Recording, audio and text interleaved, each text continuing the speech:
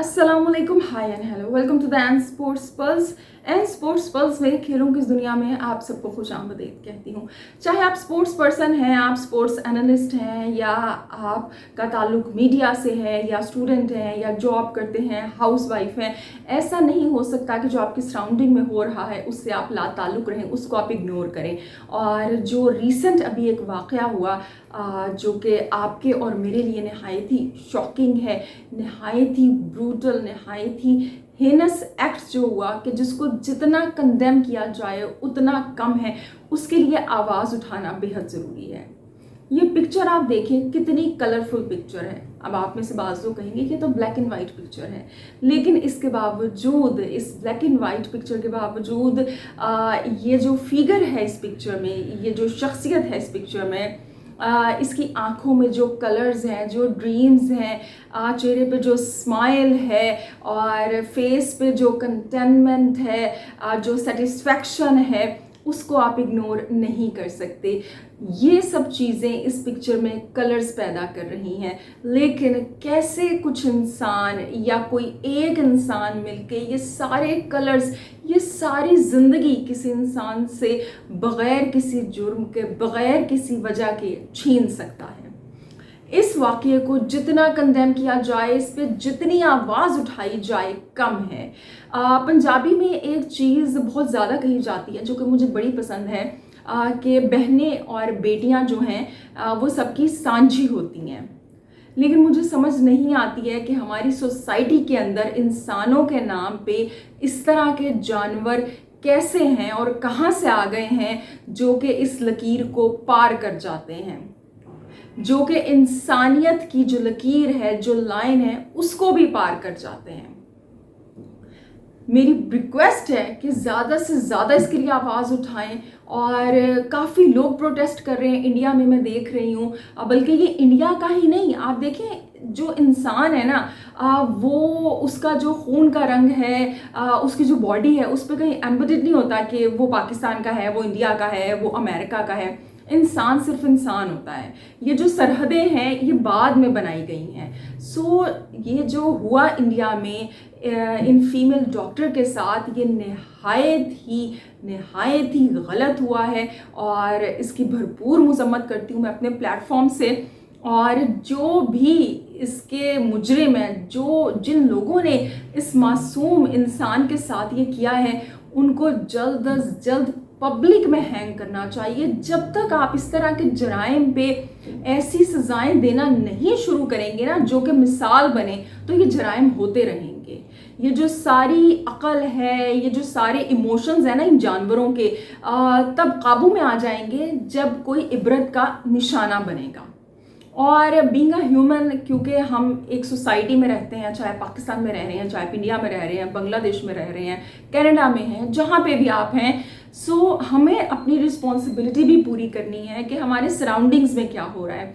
सो कोई भी आप ऐसा वाकया देखें, आपको थोड़ा सा भी शक हो, कोई परेशान है, कोई बच्चा बाहर आप रोड पे देखें, कोई बच्ची देखें वो परेशान है, वो ईजी नहीं है, तो ज़रूर उससे जाके बात करें, ज़रूर उससे पूछें कि कहीं आप थोड़ा सा भी नॉइस देखें इस तरह का जो कि अननेसेसरी है, उसको ज़रूर जाके इंस्पेक्ट करें। इन चीज़ों की हमें ह्यूमन बीइंग भी ज़रूर अपनी सोसाइटीज़ का ख्याल रखना है और इसको खुद से सिक्योर बनाना है।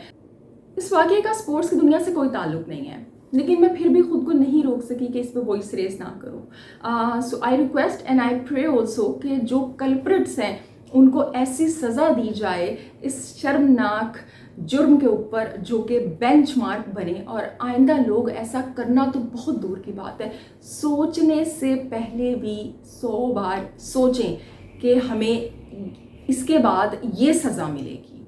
क्योंकि ऐसे करने वाले इंसान नहीं होते, वो बेसिकली इंसानों के रूप में जानवर होते हैं। सो जनाब, अब खेलों की दुनिया में दाखिल होते हैं, और खेलों की दुनिया में लास्ट मैंने वीडियो जो की थी वो पैरालंपिक्स पे की थी। और देखें, पाकिस्तान में एक ये इशू है कि इंडिया में तो लोग फिर भी, अगर आप क्रिकेट के अलावा दीगर स्पोर्ट्स पे बात कर रहे हैं तो लोग इंटरेस्ट लेते हैं, उसको देखते हैं, फीडबैक आता है। लेकिन पाकिस्तान में तो अगर आप क्रिकेट पे बात नहीं कर रहे या आप बाबर आजम पे बात नहीं कर रहे तो 100 में से 80% लोग उसमें इंटरेस्ट नहीं लेंगे। तो उस वीडियो पे भी मुझे कोई इतना अच्छा रिस्पॉन्स नहीं आया, लेकिन कोई मसला नहीं है। सिर्फ व्यूज़ के लिए और सिर्फ अटेंशन ग्रैब करने के लिए वीडियोस नहीं बनाई जाती हैं। उनका मकसद ये होता है कि जो भी सच है वो आप लोगों तक पहुंचाया जाए और वॉइस रेज की जाए। सो मेरी आदत है कि कुछ शॉर्ट्स भी मैं यूट्यूब पे अपलोड करती हूँ वीडियो के, और या फिर उसको अपने फेसबुक अकाउंट पे या व्हाट्सएप स्टेटस पे अपडेट करती हूँ। तो वीडियो तो बहुत से लोगों ने पाकिस्तान में नहीं देखी, लेकिन वो शॉर्ट्स देखे। तो उसके बाद मेरे सर्कल में ही कुछ लोगों ने मुझसे रब्ता किया और उन्होंने मुझे कहा कि है ना, आपने गलत इन्फॉर्मेशन शेयर की है, क्योंकि पाकिस्तान ने तो ओलंपिक्स में हॉकी टीम ने बड़े मेडल्स वो जीते हुए हैं और अभी अरशद नदीम भी मेडल जीत के आए हैं। कोई मुझसे कह रहा था कि हैदर अली तो क्रिकेटर हैं। तो फिर मैंने उनको बताया कि मैं ओलंपिक्स की बात नहीं कर रही, मैं पैरालंपिक्स की बात कर रही हूँ। तो कहने का मकसद ये है कि अफसोस की बात यह है कि पाकिस्तान में ज़्यादातर लोगों को पैरालंपिक्स का पता ही नहीं है, इस कॉन्सेप्ट का ही नहीं पता। और इसमें लोगों का कसूर नहीं है, वो तो वही देखेंगे जो आप उन्हें दिखाएंगे। मार्केट से आप वही चीज़ ख़रीदते हैं जो कि अवेलेबल होती है। सो ये जो सोशल मीडिया है या ये जो हमारे चैनल्स हैं, इनको थोड़ी सी रिस्पॉन्सिबिलिटी यहाँ पे लेनी चाहिए है। और जो हमारा स्पोर्ट्स बोर्ड है, जो ओलंपिक एसोसिएशन है, जो वो सोई हुई है, तो चैनल्स भी फिर क्या दिखाएं। और वैसे तो क्रिकेट होता रहता है, लेकिन अभी ऑस्ट्रेलिया में जो टीम खेल रही थी हमारी, जो कि सेमीफाइनल से आउट हो गए, वैसे तो बात हो रही थी कि ये टीम हमारी इतनी स्ट्रॉन्ग है कि वहाँ पे खेलना ही नहीं चाहिए जाके उस टीम से। वो जो अभी लीग हुई है वहाँ पे, या जो आप कह लें जो टूर्नामेंट हुआ है T20, तो और हुआ ये कि सेमीफाइनल से हम आउट हो गए और बड़े मार्जिन से आउट हो गए। तो वो तक मैचेस तो टेलीकास्ट नहीं हो रहे थे यहाँ पे चैनल्स पे। तो ये ओलंपिक्स की और पैरालंपिक्स की तो बात ही अलग है। बस अरशद नदीम को भी आप इसीलिए सुन रहे हैं कि उसने मेडल जीत लिया है, वरना पहले कौन अरशद नदीम की बात कर रहा था। बहरहाल खैर, सो पैरालंपिक्स अगर कुछ लोगों को नहीं पता जिनका ताल्लुक पाकिस्तान से है या जहाँ से भी है, तो जनाब पैरालंपिक्स जो है ये बेसिकली 1960 में इसका आगाज़ हुआ था, ओलंपिक्स का हिस्सा बनाया गया था। इसके अंदर वो लोग हिस्सा लेते हैं कि जिनके लिए मैं वर्ड यूज़ करती हूँ कि जिनमें स्पेशल एबिलिटीज़ होती हैं। सो वो लोग हिस्सा लेते हैं और दुनिया भर से कम्पीट करते हैं और जीतते हैं। सो यूएसए इसमें सबसे कामयाब है, और इंडिया तो इस दफ़ा खैर सबसे बड़े अपना कंटेंजेंट भेजने जा रहा है 84 एथलीट्स का। इसमें हम तफसील से बात करेंगे क्योंकि अभी 28 से इसका आगाज़ होना है, तो फिर पैरालंपिक्स को भी कवर करेंगे। अभी जनाब क्रिकेट की बात कर लेते हैं। और क्रिकेट की जब हम बात करते हैं, सो मैं इंटरव्यू कुछ देख रही थी इससे पहले कि मैं पाकिस्तान के कुछ अपडेट्स हैं वो आपको दूँ हमारी टीम को लेके, कि मैं वो देख रही थी रिंकू सिंह का एक इंटरव्यू मैंने देखा अभी रिसेंट में, या ध्रुव जुरेल का मैं देख रही थी, और वो दोनों क्रिकेटर्स बता रहे थे कि डोमेस्टिक क्रिकेट की कितनी अहमियत है, कि इसके अंदर अगर हम परफॉर्म करेंगे, इसके अंदर अगर हम खेलेंगे तो ही हमें आगे चांस मिलेगा कि हम सिलेक्टर्स की नज़रों में आएँ और हमें नेशनल साइड पे चांस मिले।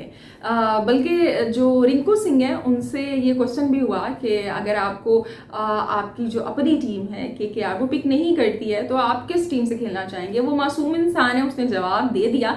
ध्रुव जुरेल जो हैं उन्होंने तो खैर उसको गोलमोल कर दिया, लेकिन जो रिंकू सिंह हैं उन्होंने ज़रूर कहा कि अगर उनको खुद से ये चांस मिले तो वो आरसीबी से खेलना चाहेंगे। और रिंकू सिंह की जो विराट कोहली के साथ एफिलिएशन है, वो जो उनको पसंद करते हैं उससे हम सब वाकिफ़ हैं। वो बैट की वीडियो भी आपने देखी थी जो विराट कोहली ने उनको दिया था, फिर वो टूट गया तो वो कहने लगे भैया ये टूट गया, वो कहने लगे तुम फिर तोड़ के ले आए हो, तो उन्होंने एक और भी बैट उन्हें दिया।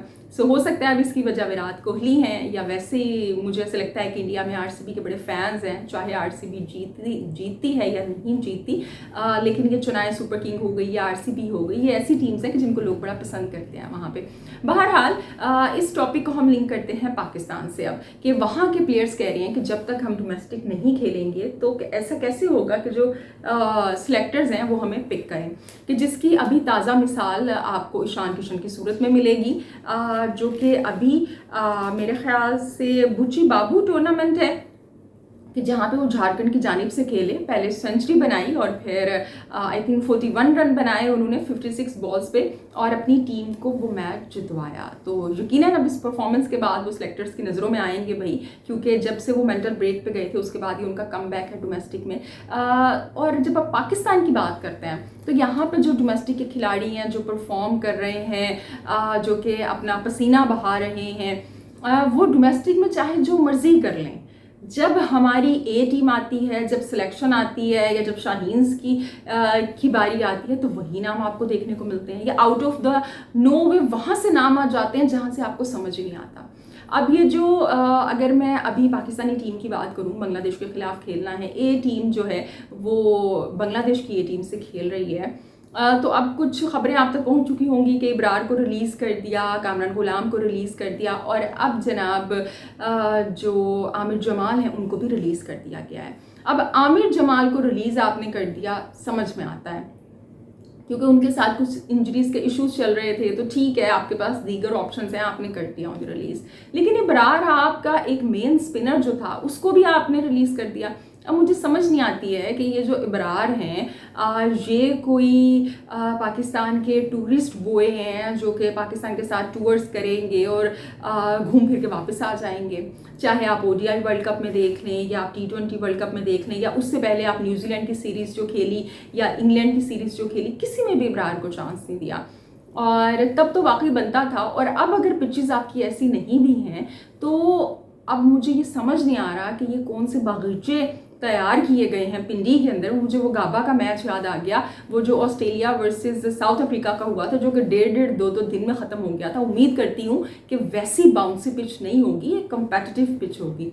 तो स्पिनर तो आपको चाहिए ही है और अब आपने इब्रार को भी आपने निकाल दिया। इसका मतलब है कि क्या आप साइम अयूब के साथ जाना चाह रहे हैं? कि आप क्या हुरैरा को नहीं खिलाएंगे क्योंकि साइम अयूब जो है वो स्पिन बॉलिंग भी कर लेते हैं, या फिर जो है वो ऑफ कोर्स आगा सलमान फिर स्पिन बॉलिंग करेंगे, सऊद शकील भी ऑफ स्पिनर है आपके। तो ये मुझे चीज़ समझ नहीं आई बिल्कुल। कामरान गुलाम को आप देख लें, मुसलसल वो टूर करता है, वो बेचारा ऐसे ही वो 15 या 17 में तो आ जाता है, जब टीम की बारी आती है वो बाहर होता है। तो ये जो हमारे सिलेक्टर्स हैं ना, इनकी मुझे समझ नहीं आती। शान मसूद को भी एज ए कैप्टन मेरे ख्याल से कुछ ना कुछ तो बोलना चाहिए यहाँ पे। अब आई डोंट नो अंदर क्या चल रहा है, लेकिन बहरहाल अभी बात करते हैं शाहीन की। ये शाहीन की आप जो सेकंड टेस्ट खेलना है, ये ज़रा आप स्क्वाड देखिए। इसमें एक नाम पढ़ के मेरे रोंगटे खड़े हो गए। मैं हैरान हो गई कि ये नाम यहाँ पे कैसे आ गया। वो नाम है जनाब ऑफ कोर्स इमामुल हक का।